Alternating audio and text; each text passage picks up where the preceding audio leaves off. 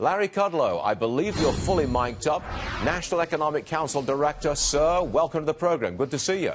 Stuart, you and I have been around long enough to know that nobody really moves the market. I love your saying with it, I'll buy you dinner in New York, no problem. But, you know, there's no Wonder Woman, Wonder Man. I'm just trying to get out some analysis, and I'm trying to get out some facts about the president's announcements yesterday. The president's announcements yesterday, it seemed to a lot of people that this was an aggressive escalation in the tariff threat.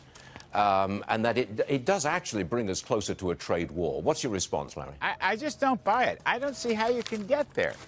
Stuart, just for a second, can I fast? I don't have a teleprompter here, obviously. Here's what the president said. I just want folks to listen to this, or better yet, go online and get it. He said, and I quote, "I have instructed the USTR," that's Ambassador Lighthizer, to consider whether $100 billion of additional tariffs would be appropriate under Section 301, and if so, to identify them. And Ambassador Lighthizer's statement last evening underscores that and says this will be a longer process.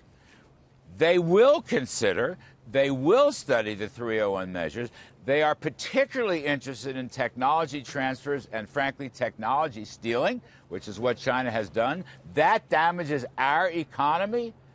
And after looking at that, they may make a proposal on tariffs or not.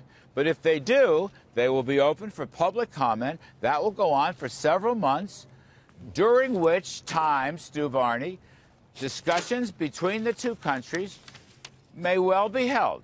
There are always talks going on. Again, there are always talks, but discussions may well be held. I hope they are. You're walking away from the whole idea that this is a trade war. You're saying it's not a trade war. It is not a trade war. It's tough negotiating. Is that correct. What it is? Tough Look, negotiating. I like to think of this as a process. I mean, we haven't had this kind of focus on trade in many, many years. We haven't had a president with the backbone to stand up to the Chinese and say, you know, you're breaking every law in the books. So, to refresh, to look at this again, Stu, I'm not dodging this. I'm just saying this process, it may include tariffs at the end of the day. I say may. Okay. It may also not. It may be solved by negotiation. I can't promise that or even forecast that. But the United States is simply putting these ideas out, and they're saying, look, we got to have a change. And by the way, did you see yesterday, a whole bunch of countries backed the USA and offered to go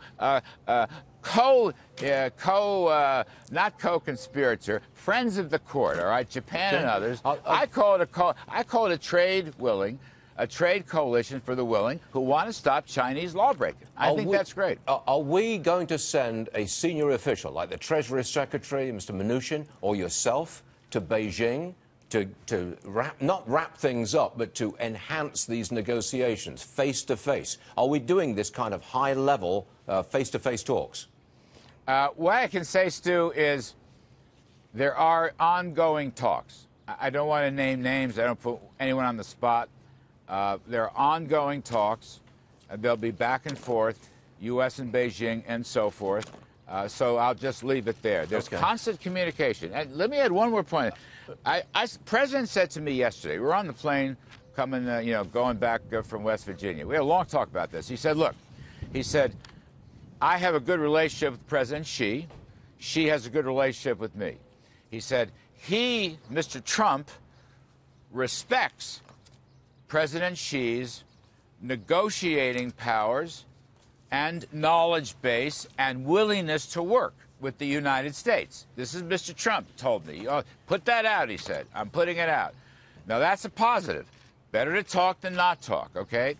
This is not about trade wars. It's ongoing discussion. But we will see, because, frankly, the U.S. government was really quite disappointed at China's response to our initial ideas and complaints. Really, we were very disappointed. Hopefully that will change. Well, Larry, what is the primary objective here?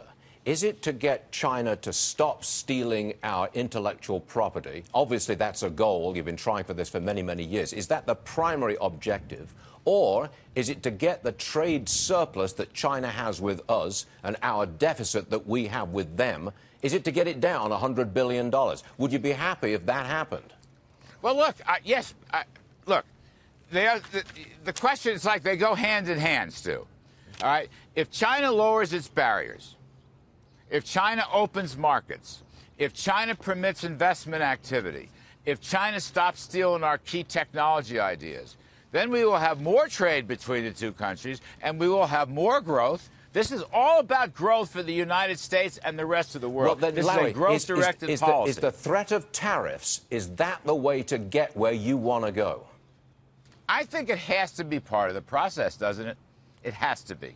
I mean, ultimately, we'll go into the World Trade Organization, I guess. Mr. Lighthizer has already submitted his brief there. And as I said, we're being joined by other countries, Japan and Europe and so forth. But I think it would be great if we didn't have to worry about tariffs and, you know, that sort of thing. So let the Chinese come to us. Okay. We will lower barriers. We will open markets, and we will stop stealing your technology. This is growth, Stu. Here, look. Technology is the key to American growth. Technology is the key to American innovation. We cannot permit another country. China is not a third world country anymore. It's a first world country. All right? They have to play by first world rules. We cannot permit them to damage our economy by taking away our valuable technology. That has to stop. Are you comfortable in this White House? You've been there about a week. That's it. You're known as a free trade guy. Yes. I know that you railed against the idea of tariffs way back when, 2 weeks ago, for example. Yes. Now you're in the middle of it. You're a part of an administration that is threatening tariffs. Are you comfortable? Look, I am, because every free trader I know, really, every free trader I know in either political party, they know, as the rest of the world knows, that China refuses to play by the rules or the laws. And you can't have free trade unless you get through these illegal actions of China. And it's been going on for more than 20 years. Look, President Trump believes himself to be a free trader. But he realizes, I agree with this, every free trade.